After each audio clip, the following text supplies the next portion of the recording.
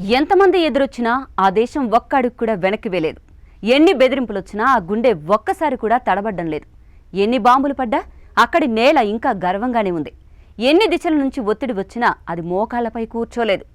ఒక్క మాట చెప్పకుండానే ప్రపంచానికి ఒక సందేశం ఇస్తోంది. ఒక గొంతు ఎత్తకుండా ధైర్యమేంటో చూపిస్తోంది. ఇది గుండెతో ముందుకెళ్లే కథ. ఇది చరిత్ర ఎదురుగా నిలబడి చెప్పే సత్యం. ఏముంది ఈ దేశం గుండెల్లో? ఎంతటి బెదిరింపైనా తట్టుకుని నిలబడ్డం ఇరాన్కు ఎలా సాధ్యమవుతుంది?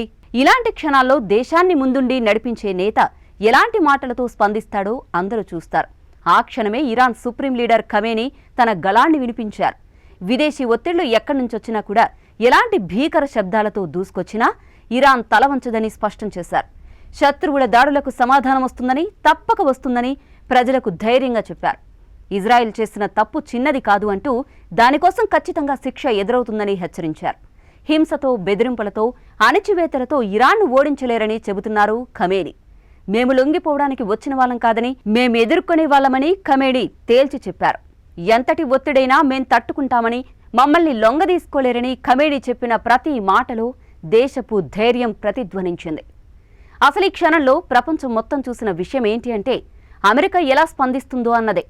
డొనాల్డ్ ట్రంప్ మాటల్లో మంటలు ఉన్నట్టు కీబోర్డు మీద గర్జించారు. ఖమేనీ ఎక్కడున్నాడో తెలుసు అంటూ అవసరమైతే చంపేందుకు అమెరికా సిద్ధంగా ఉందని కామెంట్స్ చేశారు. ఈ మాటలన్నీ ఎక్కడికి చేరుకున్నా ఇరాన్ తల వంచలేదు. ఖమేనీ మాత్రం ఇంకా శాంతంగా, స్పష్టంగా తన స్థానం చెప్పేస్తున్నారు. ట్రంప్ బెదిరింపులకు ఇరాన్ కాస్త బెదురుతుంది అనుకోవడమే మూర్ఖత్వం. ఎందుకంటే అక్కడి ప్రతి మాట గుండె నుంచి వస్తోంది.